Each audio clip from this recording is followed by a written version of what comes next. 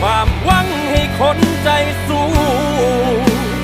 ย้ำเตือนให้ได้รู้มีคนที่คอยดูความสำเร็จข้างหลังวันนี้อาจจะยังมองไม่เห็นฝั่งฝันแต่ต้องเชื่อมั่นฝ่าฟันมันไปให้ได้คงไม่นานฟ้าที่ดูสดใส